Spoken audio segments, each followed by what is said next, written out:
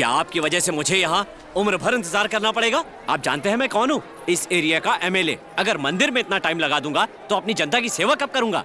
चलो कॉल करो, मीडिया को बुलाओ। मुझे 1 घंटा इंतजार करवाने की आपने हिम्मत कैसे की? जजमान नाराज मत होइए, आज भक्त कुछ ज्यादा ही है। आप बैठिए, मैं अभी बुलाता हूँ। हाँ ठीक है, लेकिन ज्यादा इंतजार मत करवाना।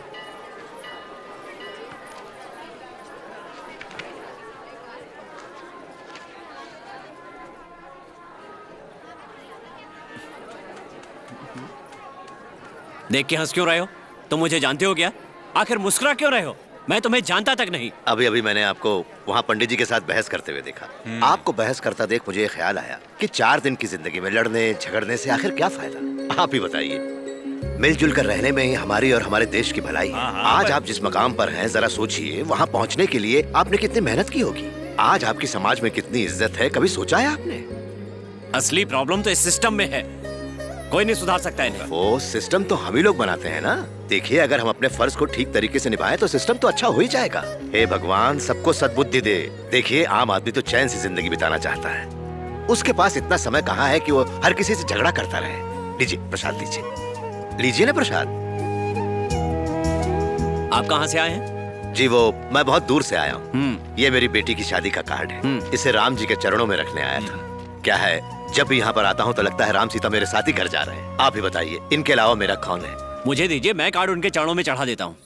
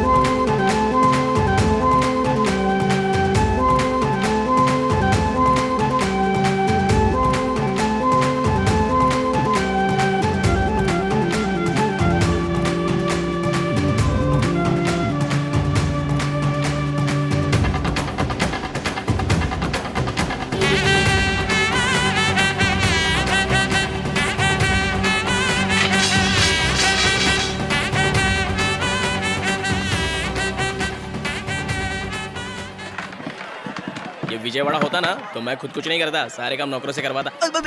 महेश, वेंकटेश कहाँ है? अरे वहाँ क्या कर रहा है? इधर आ। हाँ?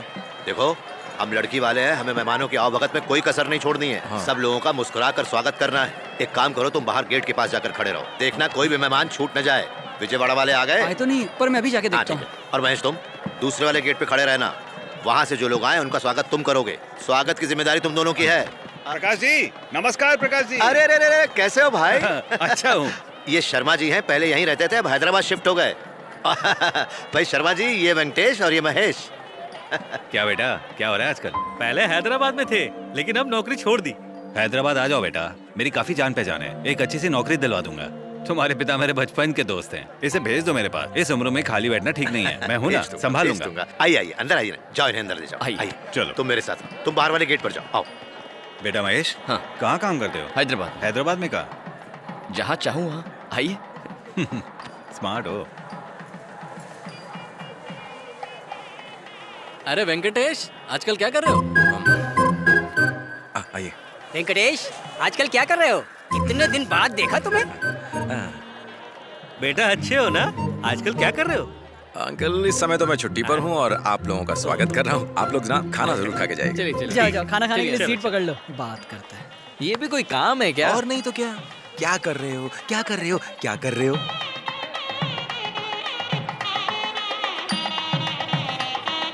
जाइए बहन जी। बाईं तरफ। तैयारी तो बस ठीक ठाक है। लोन लिया होगा और क्या। ए, वो कुर्सी वहाँ रख दो।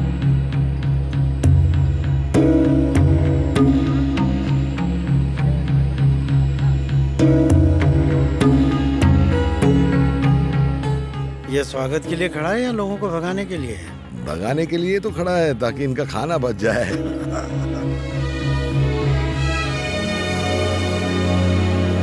दीदी देखो, भास्कर तो यहाँ पहले से ही जमा हुआ है। समझिए छा गए। जब तक आप नहीं आए थे लगता था शादी हो ही नहीं रही है। बेटी बड़ी दुबली लग रही हो, यहाँ पेट भर के खाना।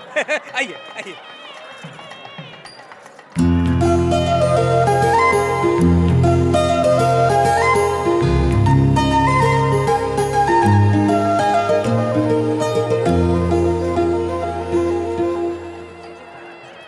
कैसे हो बेटा? सब ठीक है ना? शादी का इंतजाम तो बहुत अच्छा किया है। क्या बात है। आप आए इसलिए रौनक है।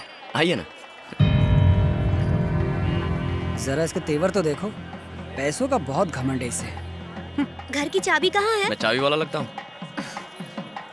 सीता, सीता कैसी है मेरी बच्ची? तू ठीक तो है ना?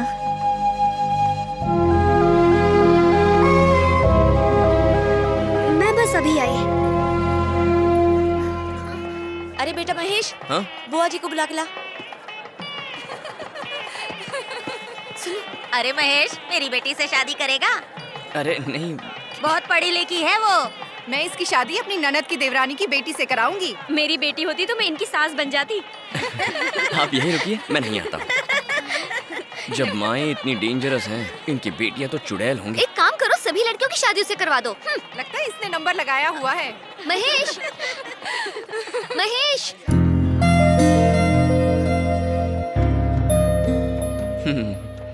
भाव बहुत खा रहे हो आजकल। सारी अकड़ निकाल दूंगी। अरे गणपत राव। ये कौन है? है कोई मुझ जैसा ही बेबस, उसकी भी हालत ऐसी ही है। वो भी मेरी तरह सोच रहा है कि कहीं हम दोनों को कोई अकेला देख ना ले। हमारी शादी भी ऐसी ही किसी खुली जगह होगी ना? अगर शादी में बारिश हो गई तो छाता लेकर फेरे कर लेंगे। हाँ, पूरी कहानी सुनेगा? चल जा। तुम जरा 5 मिनट रुको, मैं जाकर 15 मिनट में आता हूँ। खा रहा है या खिला रहा है? दोनों। चल जा।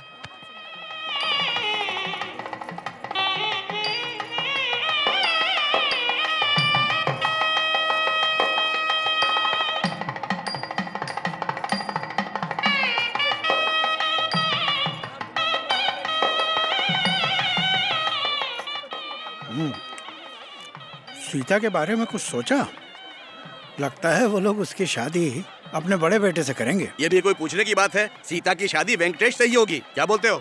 अरे वो क्या कहते हैं उसे, वो शब्द मुझे तो याद ही नहीं आता। काला कट्टा? तुम चुप रहो। चुप ना, कुछ भी बोलता है। दिमाग में वो शब्द ही नहीं आ रहा है। योग्यता, योग्यता, उसके बिना सब बेकार। मतलब उसमें वो है या नहीं है? क्या हुआ? पानी पानी दो, पानी दो, पानी पानी अरे दो, भाई, पानी दो जल्दी। अरे भाई इन्हें पानी दो वरना ये मर सकते हैं।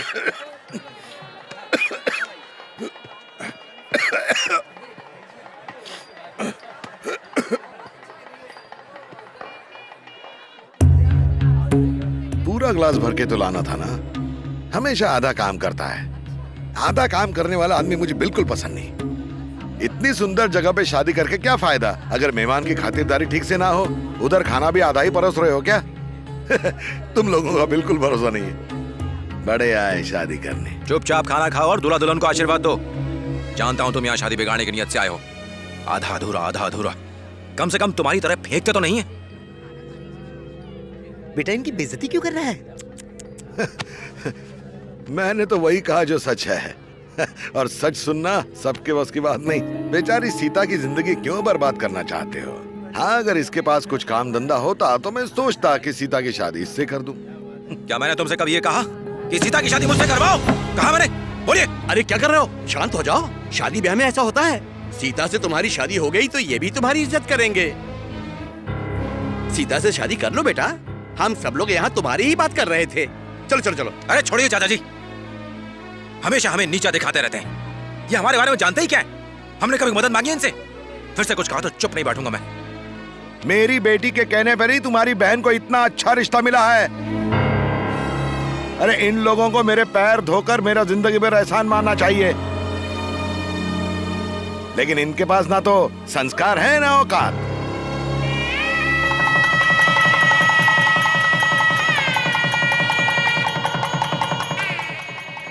अरे वेंकटेश, तुझे पता है ना ये मुहूर्त का समय है। और मैं क्या तुम्हारा मुहूर्त? जिसको देखो मुझे समझाने लगता है। हुआ क्या? अरे महेश, इधर आ। वेंकटेश कहाँ गया? शायद किसी काम में लगे होंगे। जा पहले तो उसे बुला के ला, बोल बहन को आशीर्वाद दे, जल्दी जा।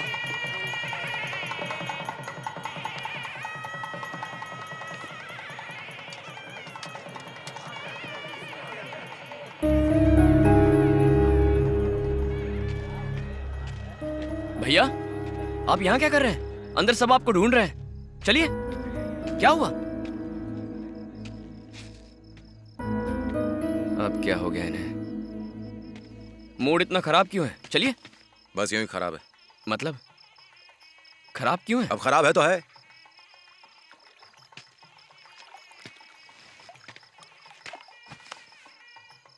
आप शादी से सहमत नहीं थे इसलिए नाराज हो? बताओ गुस्सा किस पे है? माँ पे है, बाबा पे है, या फिर मुझ पे? शादी हो रही है, इससे मुझे कोई प्रॉब्लम नहीं है। तो बात क्या है? आज के बाद विजयवाड़ा वालों से ना तो हम बात करेंगे और ना ही हम उनके घर जाएंगे। कोई रिश्ता नहीं है अब हमारा उनसे। उन्होंने कुछ कहा क्या? मैं जाके बात करूं उनकी? तो भैया क्या कहा उन्होंने, बताइए ना। ये सब तुम लोगों की वजह से हो रहा है। और जाओ उनकी शादी में, गृह प्रवेश में, उनको लग रहा है कि वो हम पर एहसान कर रहे हैं।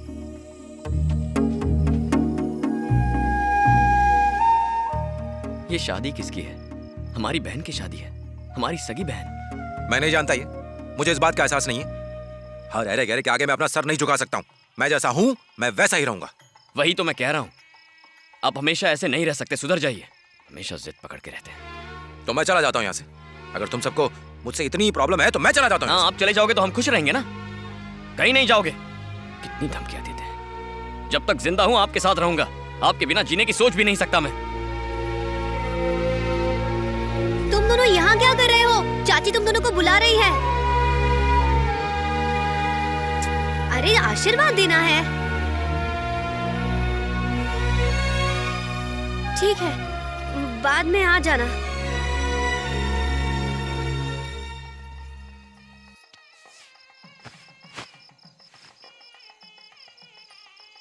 चलिए, जो हुआ भूल जाइए। तू जा। भैया प्लीज जा ना। यही तो आपकी प्रॉब्लम है, समझते ही नहीं है। हमारे बीच चाहे जो भी हो, दूसरों को पता नहीं चलना चाहिए। अब चलिए भैया। मैंने कहा ना कि तू अंदर जा। ये ड्रामा अंदर जाके बाकियों के सामने कर जा।